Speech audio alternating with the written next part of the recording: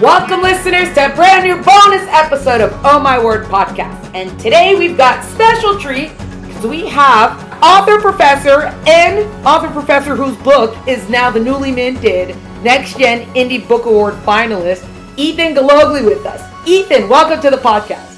Thank you, Esther. Very happy to be here. We're excited to have you. First of all, congrats on Next Gen Indie Book Award finalism, state of being. Thanks, Esther. That was no small surprise and really exciting for me. And I don't know what to say, but I'm really excited about it. Well, it is exciting. We're going to talk about the book that has that, but before we even get to that, let's do a little bit of an origin story of why did you even decide to write a book? How did you get to this Next Gen Indie Book Award finalist state? So my book is The Trail. It's a novel set on the John Muir Trail in California, which, if your listeners are not aware, is a 211-mile trail across the rooftop of the Sierra, a good portion of it above 10,000 feet. So it's a pretty serious backpacking trail. And I've been a backpacker for years. I mean, for 30 some odd years, and I'd hiked parts of it, but I had never done what's called a through hike, a hike of the entire John Muir Trail in one go. And one of the amazing things about this trail is you can hike it without touching a road. So you can be completely isolated from civilization for 20 to 30 days. And that's what I did. And at the end of that hike, I was so blown away by just how beautiful it was, how amazing it was, just the entire experience, the people I'd met, everything about it. Even though I had 30 years of backpacking, I felt, wow, there's stuff here. And as a professor, I had talked to the people at the university. We had set up a lecture where I was going to tell the students about my experience in this trail. And of course, as a professor, I started researching the history. I started reading everything I could about the background of the trail and all this. And I had known nothing when I was on the trail. But I found out all these amazing stories about the people who helped create this trail and the early explorers of the Sierra and all that. So I had this lecture set and it got canceled. We got some other speaker and they took the slot. And I was sitting there going, well, what am I going to do? I've got all this great material. It's an amazing bit of information. And I had written another book before and I said, this would make a great book. People would be really interested in this, but not as a history story. I mean, that's going to be pretty esoteric. But as a novel, if I had a compelling story and I wove the history in, I wove the background, I wove my own backpacking experience, I think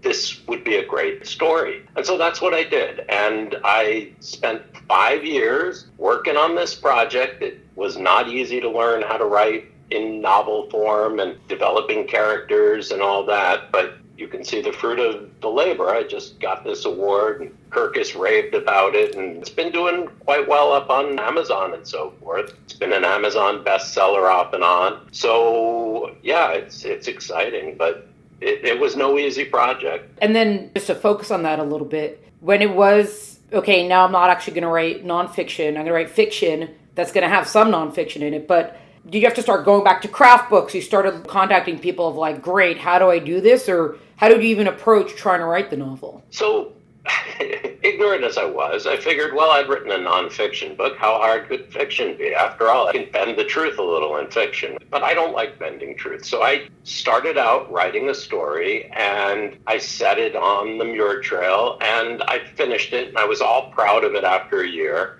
And I thought, this is great. I've done it. I've written a novel. And I sent it to 5 very trusted readers who figured I'll get some feedback from. They're going to love it. And they all hated it. They told me I had written a wonderful travel guide to the John Muir Trail with a very thin story and not much of an interest grabber. First draft. This book went through 9.5 drafts. I learned something there. I learned, okay, I've got the background. I've got the history down, and I've got the scenery down. The scenery is all really accurate. You could hike the trail carrying this book, and each vista, each scene, I've actually hiked it again since and double-checked, but it was the story that really surprised me, just how difficult it is to write a compelling story. And the characters were not who they are now. They were much thinner and not well developed. And the relationship between, the two characters, there's an older professor of Asian studies from Berkeley who's dying of cancer, and this is his last chance to hike the trail, and a younger guy, overweight, doesn't want to be there at all, but kind of compelled to hike it through the fact that the older guy was his father's best friend, and he wants to understand more. His father's passed away, more about his father. So it's a very unlikely pairing, but they were nothing like this when I first wrote the story. So it took 9 revisions and lots of editing and lots of feedback to go from a travel guide to a novel where people are saying, yeah, I couldn't put this down. Well, how did you settle on these kind of characters? Because you could say, oh, he's a professor and you're a professor, but it's not that simple to just say, I'll make a professor in a story. The 2 characters evolved organically. The professor is a very natural character for me. East Asian studies is not too difficult for me to do. I lived in China for a number of years. I'm fluent in Mandarin. I used to read poetry and philosophy and Chinese history. So it was pretty easy for me to draw on those interests for Sid's character, the older guy. For the younger guy, he's just a brash young guy, and I just drew on a lot of my own experiences and buddies of mine growing up. It's not a hard character to generate. So the characters weren't that tough. They're both reflections of different aspects of my life with some colorful additions, I suppose. The difficult part was getting the dialogue, getting the story, the narrative, the pacing, the drama, that kind of thing, and then just the details. It's kind of like building a house. You set up the foundation, and that's sort of the outline and where you want to go with the story and all that, and then you do the framing. And the framing is, okay, day by day, what's going to happen? What's the progression of the story? But then you've got to do the interior design, right? You got to put up the walls and put in the furniture and the details, and that's where it gets tough. Each pass through the story, each of those 9 revisions, I was working on one specific thing. Come revision 8 or whatever, I think I was working on non-visual details, things like crunching leaves and the smell of the wood and the sound of the wind and just these little details. Another analogy I've heard used is like a Monet painting where you just keep adding the dots until you get an entire picture. And that, for me, very much is what the process was like. It was layer by layer by layer until my readers said to me, hey, you've got something here. And I think to any aspiring author out there, you've got to be open to passing it to readers. You don't want to pass it to your best friend. You want to give your book to someone critical who's going to give you honest feedback, and then you don't want to get defensive. I learned in my nonfiction book how much editing goes on in a book. I don't think I was quite prepared for as much as I needed in a novel, but I did expect it. And the more honest feedback you can get and the better you listen to it, the better your book's going to be. Was there a moment after you got your first round of feedback that was discouraging, or is it just, all right, let's fix this, something's up, I better get this right sort of thing? Well, of course, when you're hoping that everyone's going to love your baby and they tell you this is awful and in polite terms, there is disappointment. You go through that, oh my, what's wrong with it? I'm so surprised. But knowing the people, I know they had my best interest at heart. And I took a good look at the book and I realized, okay, if they're saying this, I could make it better. And I think my mantra through this process was, even though this is a long book, and every time I went to do an edit, we were looking at months of work, 3-4 months of solid day-by-day work. Writing a book takes years. I don't know where the image came from of people sitting at a desk and typing out a novel and it's published the next day. I'm sure it happens, but that would be the 1 out of a million exception.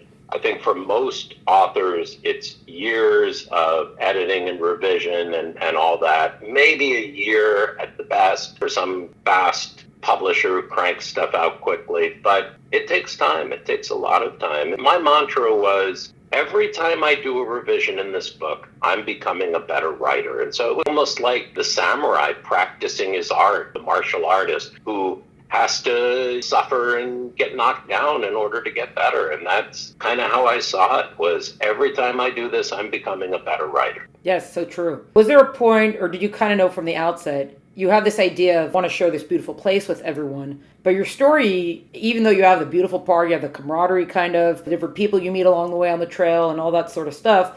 But essentially, it's kind of like a self-discovery sort of story, like a dig within yourself and be honest about yourself kind of story. And that's they're kind of both protagonists. Both protagonists kind of end up at that point. Very much so. Was there a point that you realized that's the story I'm writing? Or when you finally got it and you got your characters and you wrote it, you're like, wait a second. I didn't know it, but that's exactly kind of what I wanted it to be. That's a great question. It was a mix. It was very much an organic mix of both. I had an outline in my head, and I don't want to give the full story trajectory, but let's say this. I had what I wanted to happen with Sid, the older character, who's secondary actually. I had that all planned out pretty much from the beginning. It's the younger guy, Gil, whose story evolved more organically and changed through the process. What's interesting is a lot of it wrote itself. I don't know if you've had moments like this, but you're sitting at the typewriter, or in my case, the computer, the blank page, and you start writing what's happening. You get lost in it, and a couple hours later you come up for air and you realize, oh my God, I never thought of this, but this is great. A lot of the very passionate moments between these two protagonists and directions the story took, they were organic. They just came as I let the characters interact on the page. A lot of that stuff was not planned, but the overall trajectory for the older character, I had that in mind from the start. Oh, very good. You mentioned that I did get a copy of the audiobook to listen to. And I don't always listen to audiobooks, but it was done very well. What we could say about the story, I don't think it's a spoiler, because if you look at the book, you'll see the chapters are like this. One thing you do have is the breakdown is by day, right? Each chapter, day 1, day 2, etc. Yes, it's written almost in a journal style, day by day. You didn't see this in the audiobook, but the print book has illustrated day-by-day maps of the terrain that they're going over each day, and it actually has some sketches of things they encounter on trail. I was very fortunate to work with a couple of good artists on this book. Oh, wow.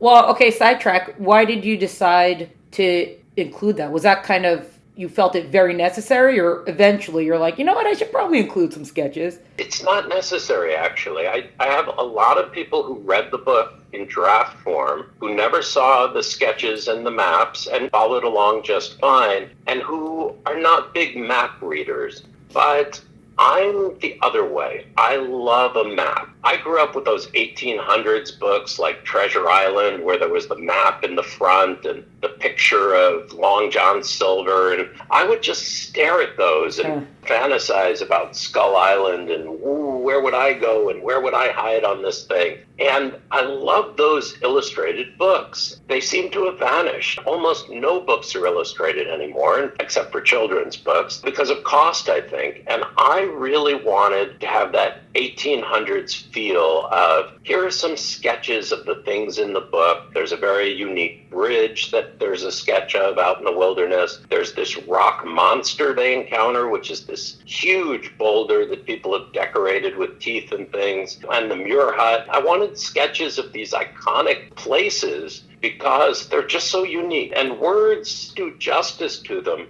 But I had this guy from England, Jeremy Ashcroft, who's a mountain illustrator, do these black and white drawings of those and do the daily maps. And I think for people who love maps and illustrations like myself, this just brings you back to your childhood, poring over those maps in the books. There have been a number of people who've written me, one distant cousin, in fact, who were inspired to hike the trail through this book. And I think for someone like that, they can look at the map and start planning and start thinking about it and just visualize what they're going to be doing. So I think it helps a lot in many ways. And I don't know if you're like me, but I love seeing illustrations in books. There's something old-fashioned and just nice about that.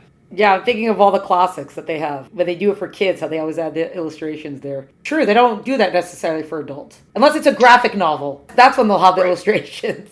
Right, but they used to. If you think back to Jules Verne in the 1800s, adult novels used to contain illustrations, and they've just stopped. Sometimes they contain little bits of artwork or just neat in the margin doodles, and it's gone. Now everything's computer generated and flat. So I wanted a little of that classic feel to it. And if you flip through this book, you see that. It has a look and feel that I don't think a lot of books have anymore. Like an old guidebook, kind of. Absolutely. Going back to the original question, of course, it makes a lot of sense to have the structure by day, but any of it ended up being challenging. They were like, wait a second, I got to undo the structure. Did it end up being having the structure like that? Was able to keep your story focused? That actually helped me quite a bit when I was talking about the house framing analogy. Having a day-by-day structure was very good. And it's funny because the day-by-day structure they hike in was exactly the day-by-day structure I did on my first John Muir Trail hike. So their schedule, where they stopped, the campsites they used, everything was actually exactly the itinerary of my first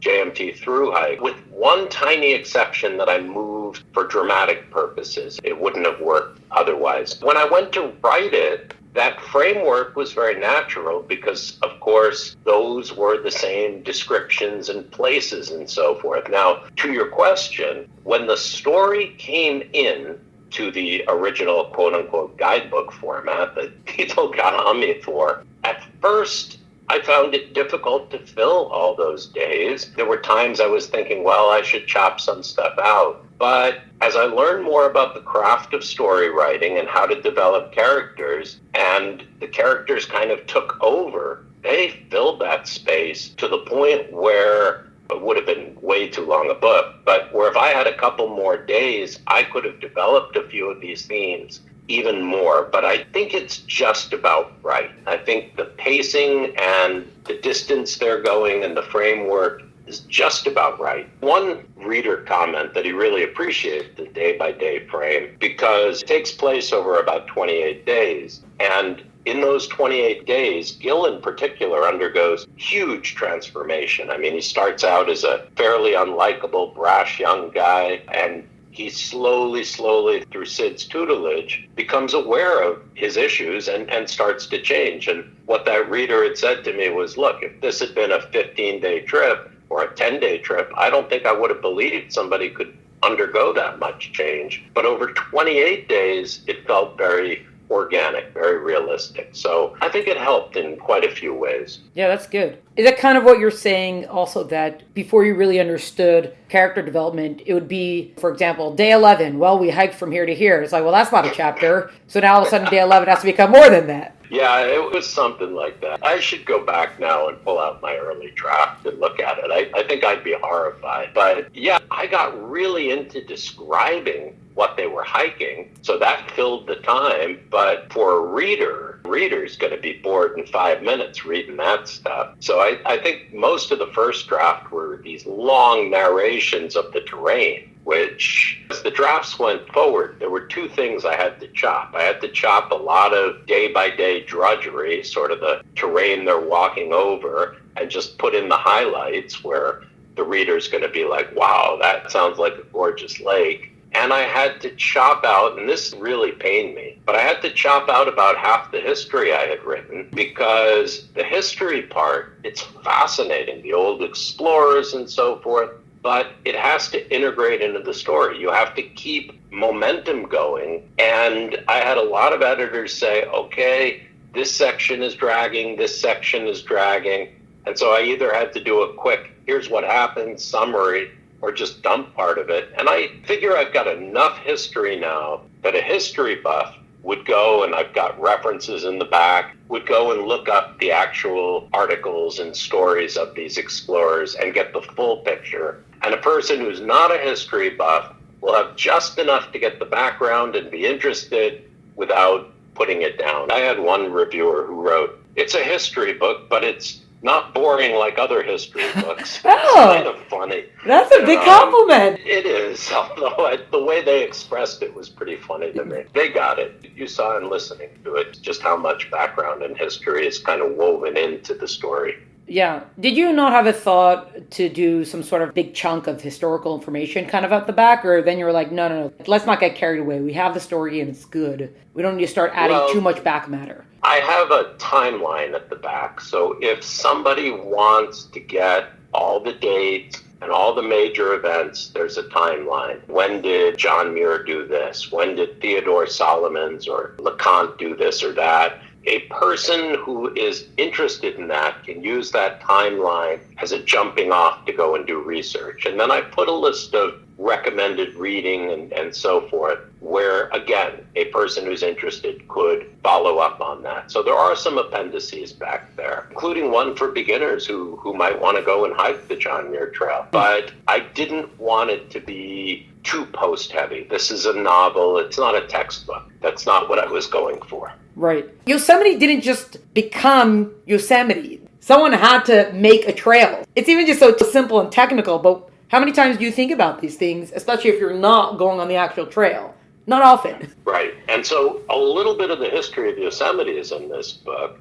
That was John Muir basically petitioning for it to become a national park, and eventually Stephen Mather and Roosevelt was involved later. The broad outlines of that are in the book, and I actually had quite a bit more about the history of Yosemite and the original Native Americans who were there and were displaced and all that stuff. And that was one of those sections I loved, but the book isn't a history of Yosemite. It's got the John Muir Trail as its focus, and my editors rightfully said this needs to go. And so I have a quick summary, I think, where Sid says something like, you should read something about blah, blah, blah. He spouts off a sentence about it, and that was it. A little bit about Muir and petitioning for the national park and so forth, and a little bit about Mather later. But there are some amazing books out there on the history of Yosemite, and I would point a reader to any one of them for the full story. Yeah, wow. Also, from the technical aspect of things, once you wrote the book, okay, now I finally have a novel and it's good, etc. What did you do next in the steps for publishing? Do you try to send it out to other places where you're like, I'm just going to keep creative control of this and self-publish it? What were you thinking that also led to the final decision of getting it out? So, as you know, from the Indie Award, it's an indie book. I had sought out traditional representation for it, and I had quite a bit of interest and feedback on this. The problem kept coming down to the fact that it's a novel, but it's nonfiction. They had a very hard time with the fact that it's got all this history in it. It's set on a real setting. The Muir Trail is as real as it can get in this story. And yet it's a novel. And I think in the publishing industry right now, and I don't want to discourage anyone, but nonfiction is what they are looking for. It's what makes the most money for them. It's what really seems to be the best in terms of marketing. And so you may notice a lot more nonfiction, particularly from new authors, coming out than fiction. I think fiction tends to be more established authors, Rowling and Stephen King, who's excellent, and folks like that pumping out well-established genres. But new authors in the fiction and literary fiction, and in my case, a crossover between nonfiction and fiction is difficult. And then the book is a little bit over 100,000 words, and this is another big problem. Publishers really, as a rule, from a new author, don't want to take on a project that's over 100,000 words because it's more cost for them for editing, more cost for all the production and everything, and less profit because every page you print costs money. So from a practical standpoint, 100,000, about 80 to 100,000 words is the magic number the industry is looking for. And when you go over that, you've got to have some phenomenal luck to get someone to pick up, particularly a work of fiction. If you're an expert in nonfiction, that's different. But for fiction, very challenging. So I got great feedback from representatives and agents all telling me this. Some of the feedback said, well, if you cut it down to under 100,000, we'll reconsider it. And I went and I hired an editor. Actually, the first editor I ended up hiring for this project. My job to her was take this book and chop out enough that we'll get it down to 100,000 words. And she's like, sure, no problem. Read the book, came back and said, nope, this book is the length it needs to be. We can chop out some of it, but this book will suffer greatly in its story and the scope if it were shorter. So it got to the point where I said, there's an audience for this. And it sold very well once I got it out there. I knew there were a lot of people into the outdoors outdoors, into hiking, armchair explorers, people into history, people who are just thinking about the Muir Trail or who have done it before. Maybe they hike the Appalachian Trail. They're into this stuff. Outdoors, hiking, and so forth is a huge, huge market. And I think this is something that representatives, agents were missing, from my understanding. A lot of them, I don't want to disparage them, but a lot of them are sitting in New York City offices with these suits and the air conditioning, and they're just not necessarily these outdoor enthusiasts. They may be book enthusiasts, which is great, but I didn't get a sense that a lot of them were really into hiking in the outdoors when I was fortunate enough to correspond with them. Apparently, they don't even answer quite a few of their letters. Yep. So I just said, okay, let's look at the economics of self-publishing, of going indie. I spoke to some other indie authors I was fortunate enough to know, got some phenomenal advice from some of them. I would have made some terrible mistakes without that. And I went indie, and it's been doing very well. It's bestseller off and on Amazon. It's making money, so that's good. And it's getting out there, and it's getting awards, and people are aware of it. I don't think it's quite got the audience it would have if I had a publisher behind it, pumping it out to the bookstores like they do. But I think it's growing organically. I'm watching the numbers. It's in bookstores and so forth, but Amazon is particularly good for this because they give you metrics. I'm watching the sales month by month creep up. So I know it's getting a wider and wider audience. I'm pleased with that, but I think when you go indie, you have to expect a much longer growth curve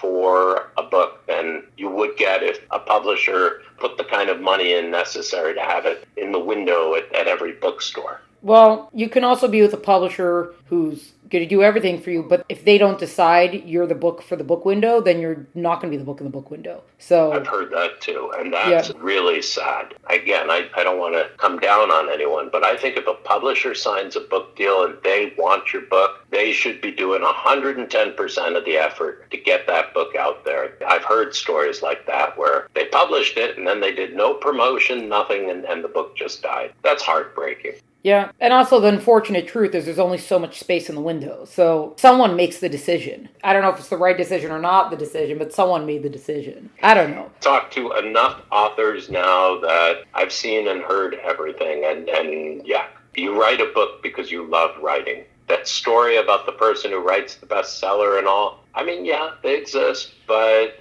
most books will never go there. And I think the important thing is you love what you're doing. And that's the way this book was for me. I could not get the trail out of my head. I could not get the JMT experience out of my head. I really wanted to share what I'd learned and experienced. And so this was a project of passion. If this had never sold a copy, I would have been thrilled with the process of learning to write this book and getting what I wanted to get onto paper. That in itself would have been its own reward. Yeah, that's good. And then just to quickly, that you did end up as this book award finalist. You started looking into contests and you had to submit to them, or how did that come about? Aside from the actual quality of the book, you just decided, hey, let's just see what happens.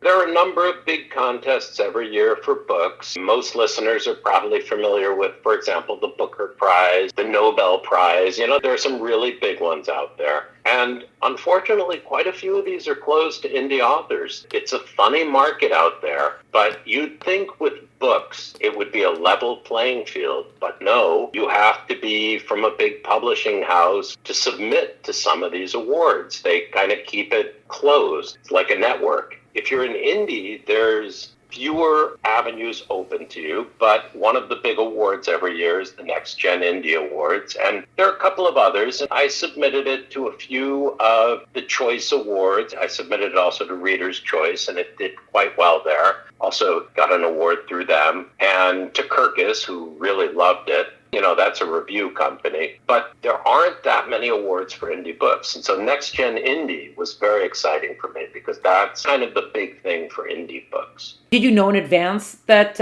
oh, by the way, we're announcing the picks tomorrow and you're going to be on it? Or is it just everyone check tomorrow and then you'll see? So they give you a date that the awards are going to be announced. And then on that date or a couple of days earlier, I think everyone got an email that said, hey, we had such a large submission this year. It's going to be another month or so. And so you're just sitting there wondering. And life goes on, and I was at the LA Festival of Books and some other exciting things. And then we got the emails, and I looked, and they don't even tell you directly. You scroll through the list, and you're like, wait, there I am. And they start sending you the awards and all this. It's pretty cool. And another funny thing was I had actually moved before I got the award, and I hadn't set up the forwarding address. And so I think I got an announcement in the mail before I got that email. I think I got some stickers and some medals, and I wasn't aware of it until I saw the email, and then they came in the mail. I was in a bad position that way because I changed addresses as well.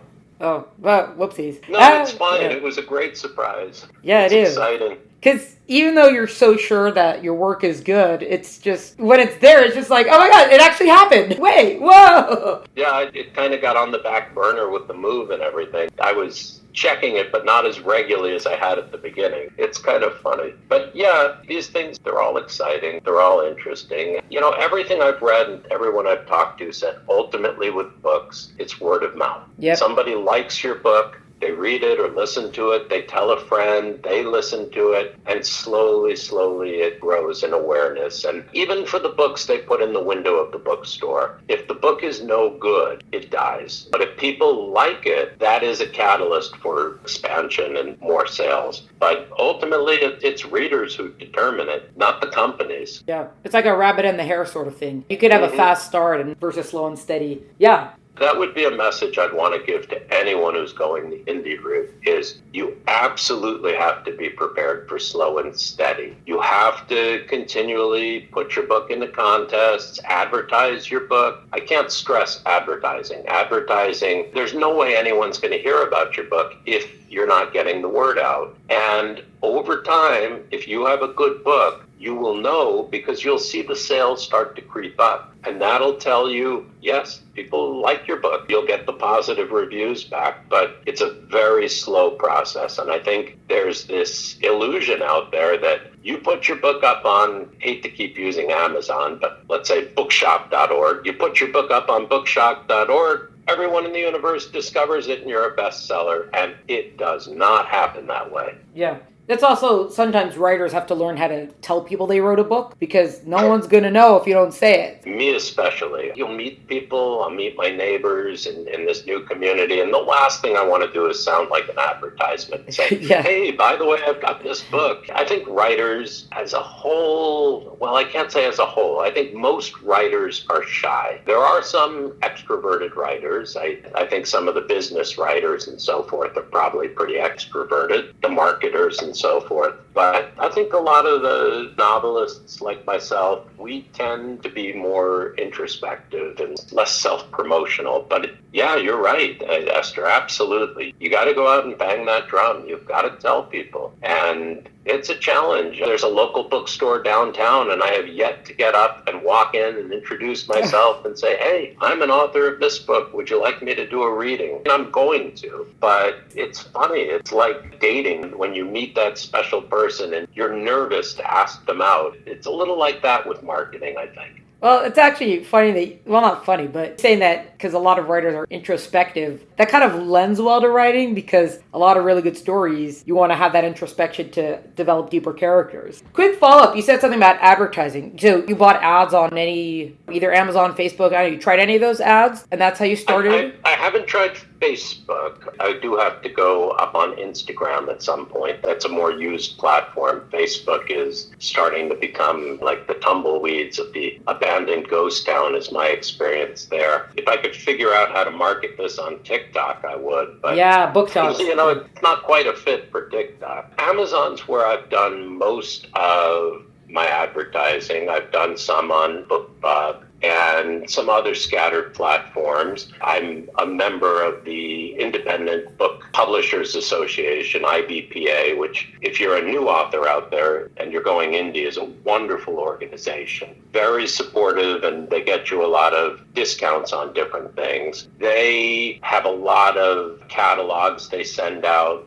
Most recently, I'm in the Library Journal and an IBPA advertisement. So you just have to look for these opportunities. I was at the LA Festival of Books. You just have to look for them as an author. But you also have to weigh, what does this cost? If you're going indie, there's a pretty good investment cost of creating this product and putting it out there. And you have to weigh that against, well, you're not going to make a lot of money each book. So it's got to do well. And you could be looking at years before you get back your investment. Right. Well, slow and steady. Just to ask one more thing quickly before we do our wrap up. And this is a totally random question, but you have this whole thing with Gil and these smashed lasagna, bad food stuff that he's eating. Yeah. Is this based on experience, or is that kind of something you just threw in for the humor of it? Oh, no, it's very much based on experience. So just for your listeners, this is a running gag in the book. There's a lot of humor in this book, and Gil packs all the wrong meals. He's got these freeze-dried backcountry buffet. I had to come up with a not real name for these meals, and unfortunately it packs all the same flavor. And nowadays you can get some pretty good instant meals for backpacking. There are some good ones, some all organic ones and so forth, but there are also some really, really awful ones. Back in the 80s when I started hiking, if you pulled out one of these packet meals, people would laugh at you. I mean, it was a joke just how disgusting and chemical tasting these things were. And of course, I have Gil pick the cheapest on sale one at REI and pack all the same flavors by mistake. And so he gets out there in the woods and everybody's saying to him, wait, backcountry buffet? They still make that? Oh my God. And he's stuck with it for a month. And so as the book progresses, he's just getting less and less happy with it. And it is real in a way. It's funny you asked me that, Esther. Nobody's asked me that. Oh, yeah. But the first time I hiked the John Muir Trail, I didn't have instant packaged food, but I had brought cheese noodles. And usually on a backpacking trip of 3 to 5 days, I love cheese noodles. But on the Muir Trail, I had cheese noodles for 28 days.